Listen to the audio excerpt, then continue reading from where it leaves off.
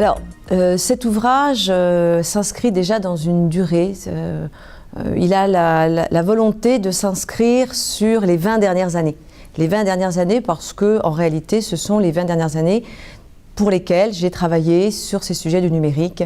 Alors, plus exactement sur les 18 ans, puisque 3 mandats, en fait.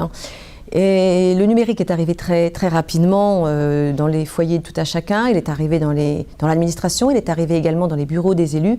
Et pour autant, nous avons été pendant ces 18 dernières années, une poignée, simplement une poignée d'entre nous à s'y intéresser du point de vue sociétal. Et j'en veux pour preuve qu'il y a quelques années, nous avions des rencontres des explorateurs du web, ça s'appelait les rencontres d'Autran, où on réunissait là des scientifiques, des sociologues, quelques élus dont je faisais partie, pour réfléchir à ce qu'allait devenir cette société avec le numérique.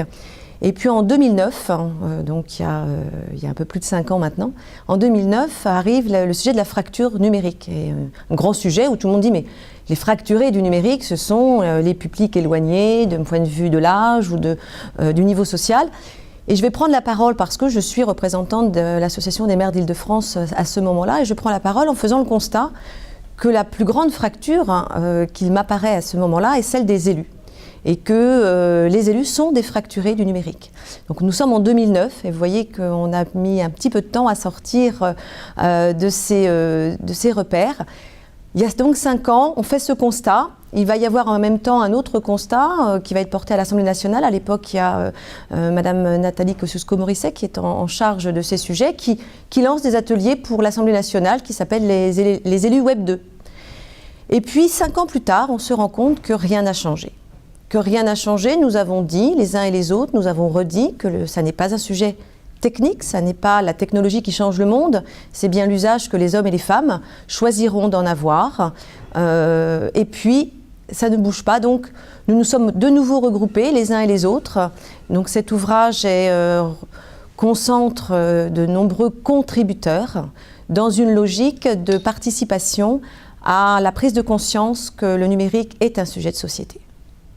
Et comme le plus éloigné de cette vision reste le décideur politique, celui même qui devrait s'intéresser à ce sujet de société, nos collègues élus l'ont trop souvent vu comme un sujet technique ou technologique, comme un sujet qui ne les concernait pas directement, outre les problématiques d'infrastructure. Il nous est apparu urgent de mettre en commun nos efforts pour apporter un regard large et complet sur toutes les compétences territoriales qui intéressent au premier rang le politique, mais également l'administration qui est la cheville ouvrière. On ne marche pas sur un seul pied, on marche sur ses 2 pieds et la puissance publique, c'est le décideur politique et l'administration qui va avec pour faire avancer ces sujets.